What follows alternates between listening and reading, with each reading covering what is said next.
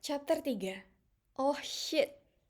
Di area hotel yang berarsitektur bak hasil megah Inggris, tampak seorang gadis turun dari mobil Zenvo ST1 putih.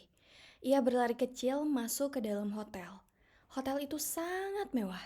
Terlihat dari lampu kristal yang sangat besar, tergantung tinggi dan menjulang ke bawah. Ukiran patung-patungan dan guci-guci mahal yang penuh artistik, seketika keheningan tercipta di lobi hotel mewah tersebut. Terdengar suara tumit sepatu rancangan Stuart Weitzman beradu dengan lantai granit yang dihasilkan dari setiap langkah seorang gadis. Semua mata tertuju ke arah seorang gadis yang terlihat anggun. Gadis itu tidak lain adalah Claudia Jasmine. Bukan karena dari pakaiannya yang menempel di tubuhnya adalah rancangan dari Diana von Furstenberg, tetapi karena kecantikan dan pesona seorang Claudia Jasmine yang sangat terlihat sempurna. Kulitnya yang mulus dan memiliki kaki yang panjang dan indah, tubuhnya terlihat sangat profesional. Dia juga memiliki aura yang terpancar untuk menebarkan energi dalam sebuah ruangan yang penuh dengan banyak orang, dan membuat orang-orang bertanya siapa gadis itu. Semua pegawai hotel yang mengenalnya serentak menunduk, menandakan memberi salam hormat ke arahnya. Padahal, gadis itu sama sekali tidak melihat salam para pegawai-pegawai tersebut. Ia juga mengabaikan seluruh mata yang terpesona memandangnya. Jasmine melangkahkan kakinya semakin cepat menaiki satu persatu anak tangga. Meskipun tangga itu sangat panjang, memutar mengelilingi ruangan ke lantai atas, tidak sama sekali menyurutkan semangat Jasmine untuk melangkah lebih cepat. Tadi pagi saat ia bangun tidur, Janet memberitahu besok adalah hari pernikahannya. Mendengar kabar itu, Jasmine kaget bagaikan tersambar petir. Ia tak menyangka ternyata kakeknya tidak bercanda. Kakeknya sungguh melakukan hal itu. Jasmine bisa saja saat ini langsung melarikan diri ke belahan dunia lainnya. Namun ia tetap ingin menemui James kakaknya, menuntut penjelasan. Ia tidak ingin nantinya hidupnya hanya akan dipenuhi dengan drama pelarian dari pengejaran kakeknya. Itu alasan mengapa Jasmine ada di hotel ini sekarang. Kakaknya James pasti sedang bekerja pada saat ini. Dan ternyata benar saja, saat Jasmine telah sampai di ruangan khusus untuk GM di hotel itu, James sedang mencumbu seorang wanita bernama Catherine. Bibir mereka saling melumat dengan rakus. Tangan kiri James menompak tubuh Catherine agar tetap berdiri tegak, sedangkan tangan kanannya berada di dalam celana dalam Catherine. James menyadari kehadiran seseorang, tetapi tidak menghentikan aktivitasnya. Kepala pria itu sudah pening menahan gairah karena remasan Catherine di miliknya. Melihat itu, Jasmine semakin berang. "Oh, come on!" Jasmine berdecak tidak percaya. "Fuck up, James!" bentaknya keras. Menyadari kehadiran Jasmine, Catherine refleks mendorong tubuh James dengan kuat, mengakibatkan James mundur 2 langkah. Wanita itu cepat merapikan kemejanya yang berantakan akibat cumbuan James. "Shit!" James mendesis marah, menatap seseorang yang mengganggu kesenangannya. Ia sangat marah karena gairahnya tak terlampiaskan. Melihat emosi James yang memuncak tidak menciutkan emosi Jasmine sedikit pun. Tatapannya jauh lebih tajam ke James. Melihat itu, seketika James seakan menyadari sesuatu. Seseorang yang mengganggu kesenangannya itu adalah adiknya sendiri, Claudia Jasmine. Seketika itu juga tatapan James melembut minta dikasihani oleh adiknya. Cepat-cepat James menghampiri Jasmine hendak memeluk adiknya. "Stop! Mundur James, jauhkan tanganmu. Jangan menyentuhku dengan tangan kotormu itu," pekik Jasmine cepat. Ia memandang jijik ke tangan James yang tampak masih basah oleh cairan Catherine. Menyadari itu, James hanya terkekeh dan pergi ke arah toilet di ruang kerjanya. Kini tatapan Jasmine jatuh ke sahabatnya Catherine yang hendak memberikan ciuman salam di pipinya. Jasmine melotot marah. "Kau juga!" "Oh, ayolah Jasmine, aku hanya meremasnya dari luar," ela Catherine. Tetap melangkah mendekati Jasmine. Jasmine mundur memandang jijik ke tangan Catherine. "Kau menjijikan, Cat. Pergilah, bersihkan tubuhmu." Oke, baiklah. Catherine mengangkat tangan tanda menyerah. Ketika kau sudah menikah besok, kau akan merasakan apa yang kau sebut menjijikan itu, baby. Kau akan ketagihan. Catherine mengedipkan matanya genit ke Jasmine dan melangkah ke toilet. Mendengar kata menikah, Jasmine kembali geram. Ia mencoba mengatur nafasnya, mencoba menahan emosinya yang semakin meluap. Sesaat dia menyadari arah langkah Catherine. No, tidak seharusnya kau ke sana, Kate. Pergilah keluar, cari toilet lainnya. Kau pikir aku tidak mengetahui niatmu itu? Catherine mendesah sebal, namun tetap menuruti permintaan sahabatnya itu. Setelah Jasmine menunggu 1 menit, James telah duduk di hadapannya. Kaki Jasmine bersimpul dengan anggun. Tangannya pun bersedekap. Matanya menatap James dengan tajam, menuntut penjelasan kakaknya. James terlihat sedang berpikir, mencari harus dari mana akan memulai. Maafkan aku, Jasmine. Aku tidak bisa membantumu kali ini, ucap James penuh hati-hati. Kenapa? Kau pikir aku tidak ingat kau meniduri Catherine tempo hari, ha? Jasmine mendesis marah. Bahkan lihat apa yang kau lakukan 1 menit yang lalu. Kau mencumbunya. Bukannya kau telah diberi izin oleh kakek untuk memiliki pelacurmu itu? Apa alasanmu untuk membela kakek tua itu? Jasmine meneriaki James dengan gusar. Brengsek kau, James. Aku tidak mengira kau setega ini terhadapku. Jasmine bangkit berdiri, melangkahkan kakinya dengan gelisah. Kau pun menjualku. Kalian semua brengsek. James hanya diam menerima maki-makian adiknya. Begitu pentingnya uang dan kehidupan sosialita untuk kalian ketimbang aku? Brengsek, brengsek, brengsek kalian semua brengsek. Aku tidak mengira akan lahir di keluarga gila ini. James menghela nafas berat, berdiri memegang kedua bahu adiknya yang tampak marah. Jasmine, cobalah untuk tenang, dengarkan penjelasanku. Jasmine melihat James yang menatapnya dengan serius. Aku telah menyelidiki semuanya. Ternyata kakek memang mengalami kesulitan yang sangat parah. Jika dihitung, hanya mansion kakek yang kita miliki 100% sekarang. Selebihnya telah dimiliki oleh keluarga Hurd, bahkan hotel kakek yang di Thailand.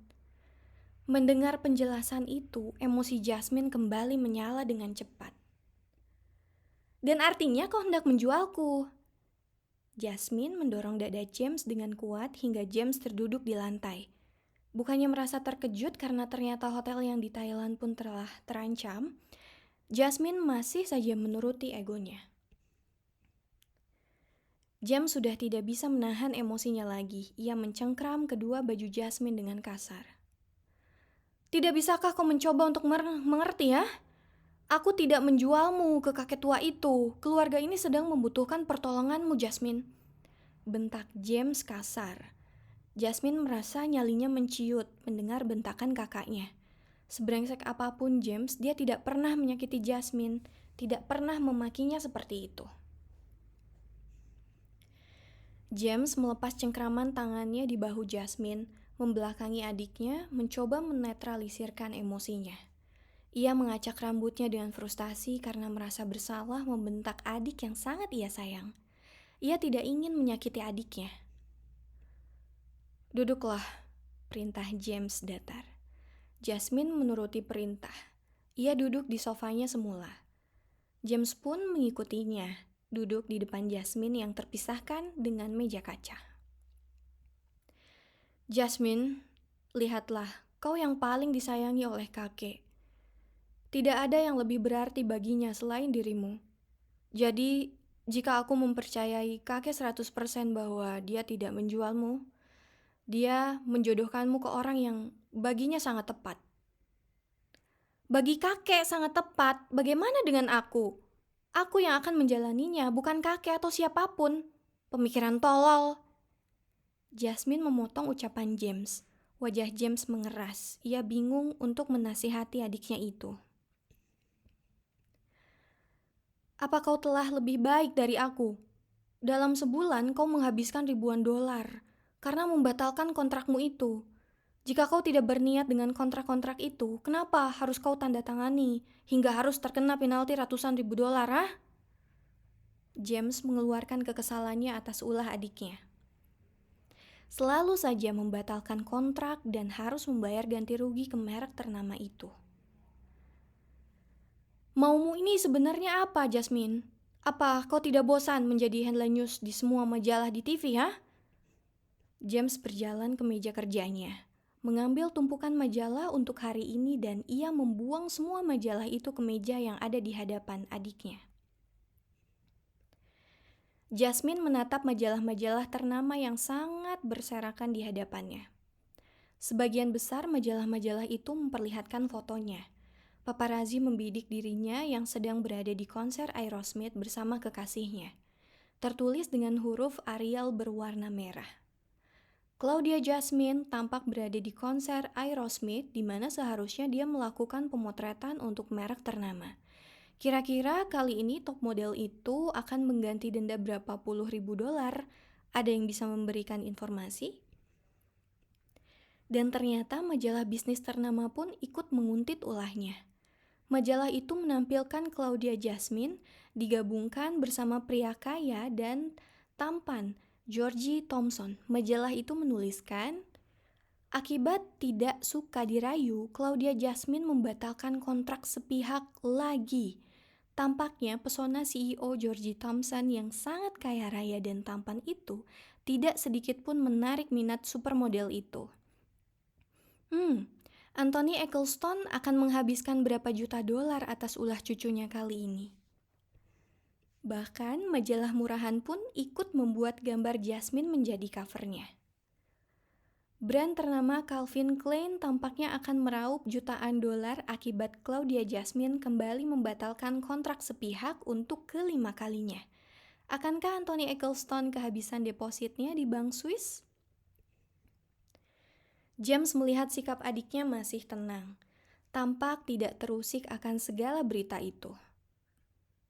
Apa kau telah menonton infotainment belakangan ini? Jasmine tidak menjawab. James menyalakan TV LCD berukuran 80 inch. Tampak Patrick Hossa, si presenters infotainment yang ternama memadu acaranya. Baiklah, aku tahu sebagian dari kalian juga merasa bosan dengan berita seputar supermodel Claudia Jasmine Ecclestone, bukan? Tapi, dengan sangat menyesal aku katakan, publik masih sangat menginginkan gadis itu. Dan dengan kata lain, harus aku akui Claudia Jasmine masih bertahan menjadi headline news untuk pekan ketiga ini. Sikapnya belakangan ini membuat pro kontra di kalangan masyarakat. Mari kita lihat. Wajah Patrick Hossa menggantikan wajah seorang wanita berpakaian kerja yang rapi dan formal. Ia tersenyum ke kamera dan memberikan komentarnya. Claudia Jasmine Ecclestone? Siapa yang tidak mengenalnya? Semua sangat tahu kehidupannya dari kecil. Dia bebas melakukan apapun. Selagi tidak merugikan orang lain, aku kira itu tidak jadi masalah. Dia memiliki banyak uang untuk membayar denda itu, bukan? Tidak merugikan siapapun, go ahead. Ucap wanita itu tersenyum. Jasmine tersenyum tipis mendengar komentar wanita itu. Kemudian ada gadis belia yang mengenakan pakaian stylish. Tampak jelas seperti remaja London. Claudia Jasmine? Ya, aku menyukainya. Aku sangat menyukai Sisi, jerit gadis belia itu histeris. Aku bermimpi akan menjadi seperti dia nantinya. Aku dan teman-temanku selalu saja mengikuti segala acara infotainment yang meliputnya. Aku suka gayanya berbusana. Sangat cantik dan anggun. Semua orang tahu Sisi Effect di dunia fashion. Awesome, dia seperti bidadari. Jasmine dan James bersamaan tersenyum melihat gadis itu yang begitu antusias. Wajah gadis belia tadi berganti menjadi wajah wanita bertubuh subur. Claudia Jasmine, siapa dia? Tadinya aku tidak mengenalnya. Ya, sebelum Beach itu selalu saja membuat sensasi dengan membuang apa yang diimpikan semua orang saat ini. Aku muak dengannya. Dia terlalu sombong dan tidak menghargai segala kesempatan yang ia miliki. Ketika banyak orang yang berjuang mati-matian agar dikontrak merek-merek ternama, namun gadis itu menolaknya. Bagiku dia hanya manekin yang ingin terkenal dengan sensasi murahannya itu. Ucap wanita itu sarkastik, tampak membenci Jasmine. Katakan saja, kau hanya iri kepadaku. Seperti pepatah, iri tanda tak mampu, dasar perempuan jalang, desis Jasmine geram. Selanjutnya, pria tampan yang bersetelan jas tampak memberi komentar. Ya, Claudia Jasmine sangat cantik, dia sangat seksi. Tidak heran kenapa ada banyak pria yang menjadikan dirinya sebagai objek fantasi seks mereka. Meski ia tidak terlihat profesional, namun aku tidak pernah masalah dengan sensasi yang ia timbulkan. Bagiku, sikapnya begitu membuat ia tampak misterius dan mengundang para pria agar penasaran dengannya. Dia tidak terlihat murahan seperti banyak artis lainnya. Maksudku, dia terkesan mahal dan eksklusif. Terbukti, tidak banyak talk show yang berhasil mengundangnya, bukan? Layar TV kembali menampilkan wajah Patrick. Bagaimana guys? Kalian berpendapat apa? Tampaknya bukan hanya masyarakat yang memberi tanggapannya. Hari ini, artis papan atas yang sangat populer, yaitu Taylor Rybolov, juga ikut mengkritik pedas atas ulah supermodel tersebut. Taylor mengutarakan kekesalannya di akun jejaring sosialnya, yang mana dia langsung berkicau ke akun Twitter Claudia Jasmine yang memiliki 7 juta pengikut itu. Kicauan Taylor adalah sebagai berikut. Seriously? You look like a fool at CZ Eccleston. People are laughing at you, not with you. Just stop. Seriously? Ya Tuhan, dia tanpa menyindir, tapi mengatakan langsung. I love her. Mendengar berita terakhir itu membuat Claudia Jasmine merasa darahnya mendidih. Taylor adalah artis papan atas yang bayarannya termahal saat ini. Dia juga musuh bebuyutan Claudia Jasmine sejak lama. Dia tidak mengira gadis pirang itu berani mengatakan hal itu kepadanya. Taylor brengsek, makinya kesal. Kau tidak tahu Taylor telah memberikan komentar itu. Akun Twittermu sangat ramai belakangan ini. Sudah berapa ratus tahun kau tidak menyentuh akunmu itu, ha? Lupakanlah, jawab Jasmine panas. Baiklah, ucap James dengan tenang. Bermula hatilah, bantu kakek kali ini. Ia telah melakukan banyak hal untukmu, untuk ayah dan keluarga kita. Dan apa yang telah kau berikan untuk kakek? Mendengar itu, Jasmine terdiam. Ia berpikir apa yang telah ia berikan untuk kakeknya. Aku ulangi, aku mempercayai kakek 100% bahwa dia tidak menjualmu. Dia menjodohkanmu ke orang yang sangat tepat. Dan benar yang kau katakan. Apa yang baik bagi kakek belum tentu sesuai keinginanmu. Tetapi aku tahu calon suamimu dan kau akan aman dengannya. James memberikan penekanan di setiap kalimatnya. Maka dari itu, cobalah mengerti Jasmine, bantulah keluarga ini. Cukup 3 bulan, aku akan berusaha memperbaiki semuanya. Jika kau gagal? Tanya Jasmine dengan tajam. Ya, tahan selama 1 tahun, maka bercerailah. Menurut surat perjanjian kakek, ketika kau resmi menjadi istrinya selama 1 tahun, semua hartanya akan tertulis atas namamu. Jasmine melempar tasnya ke James. Brengsek, sama saja kau tidak membantu kalau begitu. James terkekeh mendengar ucapan Jasmine. James melihat sepertinya Jasmine mulai tertarik, sikapnya tidak lagi gusar. Kau akan menikah dengan Russell Hurt Benedict. Bukannya dia teman sekolahmu dulu? Tanya James dengan santai. Mendengar nama itu, Jasmine tercekat. What? Ben? Benedict? Bukannya dengan Damien? Tanya Jasmine dengan keterkejutan luar biasa mendengar nama itu. James menatap heran Jasmine yang tampak terbata-bata. Ada apa? Benedict adalah pewaris utama kekayaan Hurt, bukan Damien. Dia pewaris kedua, dan aku tidak akan menyetujui jika si brengsek Damien yang menjadi suamimu. Jasmine tampak tidak menyangka ternyata Benedict-lah yang menjadi suaminya besok, bukan Damien. Benedict, pria yang digilai seluruh wanita di klub sosialitanya.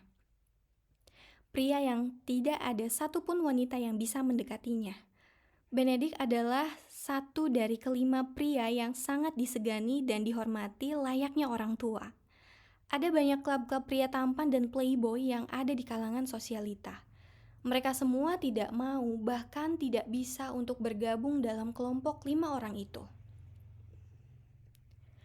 Antara segan dan tidak percaya diri untuk berdiri bersama mereka, padahal sama-sama menjadi CEO di perusahaan keluarga mereka masing-masing. Di kalangan sosialita, mereka terkenal dengan pesonanya masing-masing. Jika mereka menghadiri private party, untuk kalangan sosialita mereka akan memperlihatkan masih adanya perbedaan kasta. Ya, tentu saja, mereka sebagai raja yang memiliki tahta dan klub-klub pria tampan dan playboy lainnya seperti budak. Tidak berani untuk sekedar bergabung ke kelompok mereka, padahal teman-teman Benedict kelakuannya tetaplah sama. Pria brengsek, maniak seks, dan playboy menjijikan bagi Claudia Jasmine. Tapi bagaimana mungkin aku menikah dengan pria itu? Seperti yang aku bilang tadi, aku dapat mempercayai Benedict untuk menjagamu. Bertahanlah, aku janji, hanya 3 bulan, ucap James dengan yakin. Dan dalam 3 bulan, aku bukanlah diriku lagi. Laki-laki semua sama saja, nafsu kalian seperti binatang. Dan kau akan menjadi bagian dari binatang itu, Jasmine. Terdengar suara Catherine memasuki ruangan. Jasmine melotot marah ke Catherine, duduk di samping James sambil menempelkan payudaranya ke lengan James. Bukannya kau sahabatku, kenapa kau duduk di dekatnya? Tanya Jasmine heran. Aku ingin dimasuki olehnya, apa omong kosong ini sudah selesai? Aku sudah tidak tahan menunggunya. Tanya Catherine dengan suara mendesah ke telinga James dan menjilati daun telinga James lembut. James tampak tersentak. Ia terlihat menarik celananya ke bawah seperti memberi ruang kosong untuk tempat miliknya yang membesar. Melihat James yang tampak bergairah, Jasmine mendesah kesal. James, jangan sampai aku melemparmu keluar jendela, ucap Jasmine geram. Pura-pura tidak mendengar Jasmine. Catherine tetap menjilati kulit James dengan sensual. Ia menggesek payudaranya ke lengan James, tidak peduli dengan James yang menahan gairahnya.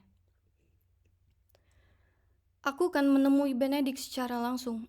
Akan kupastikan dia tidak akan pernah menyentuhmu, Jasmine. Oh, sial kau, Cat, ucap James terbata. James berusaha keras untuk tidak mengerang menerima sentuhan lidah Catherine yang menjilati lehernya. Atas dasar apa? Kata Jasmine tanpa memperdulikan James yang tampak semakin tersiksa. Antara tetap fokus bersamanya atau fokus ke Catherine yang sedang merepas miliknya. Menggoda James. Atas dasar apa, ha? Dia pastinya jauh lebih berkuasa daripada kamu, James. Atas dasar apa aku yakin dia tidak akan mendengar perkataanmu. Kini mata James telah tertutup, menikmati setiap sentuhan lidah Catherine di kulitnya, dan menikmati sensasi remasan kuat tangan Catherine di miliknya. Benedict tidak akan menyentuhmu, Jasmine, dia pria bodoh. Lagian kau bersamaku di rumah itu, aku jamin kau aman. Kini Catherine menjawab. James semakin ingin meledak dan menerkam Catherine yang menggodanya. Oh beb, bisa kau masuki aku sekarang? Pinta Catherine yang tampak sudah tidak tahan menahan gairah. Melihat adegan live show yang ada di hadapannya, Jasmine tampak mulai mengalah. Tetapi teringat sesuatu, Jasmine malah semangat kembali. Ia menggembrak meja dan mengagetkan James yang hendak menaiki rok Catherine yang ditindihnya menggetar kaget. Bersamaan mereka mendongkak ke arah Jasmine. Guys, kenapa tidak kalian saja yang menikah? Bahkan, kalian saling menyukai. Ini keberuntungan untuk kalian. Oh my god, kenapa baru terpikir olehku? James dan Catherine kembali saling menatap. Catherine merasa sedikit lucu melihat antara kepolosan ucapan Jasmine yang mengganggu aktivitas mereka dan melihat James yang tampak meredam emosinya meski tersiksa ingin dipuaskan. Jasmine, Benedictlah pewaris harta itu, bukan Damien apalagi Catherine. Dan ingat, tidak ada yang lebih berarti bagi kakek selain dirimu. Harta kakek bukanlah untukku, dan meskipun begitu, tidak mungkin aku menikah dengan Benedict. Kau pikir aku gay yang menjijikan, ha? Jasmine tampak merenggut mendengar perkataan James. Saat James sudah tidak tahan menahan hasratnya yang ingin tersalurkan, James berteriak ke arah Jasmine yang belum juga meninggalkan mereka. "Sialan kau Jasmine, bisakah kau pergi sekarang?" bentak James geram. Jasmine terkekeh dan meninggalkan dua insan itu untuk melanjutkan permainan mereka. Dasar maniak seks. Jasmine menutup pintu ruangan itu dengan keras. Ia menjandarkan tubuhnya di pintu yang tertutup itu. Memikirkan omongan Catherine tadi, benar juga Catherine adalah adik Damien dan Benedict. Setidaknya dia tidak akan mengalami kesulitan di rumah itu. Ada Catherine menjadi temannya selama waktu yang diperlukan. Hatinya sedikit tenang mengetahui fakta itu.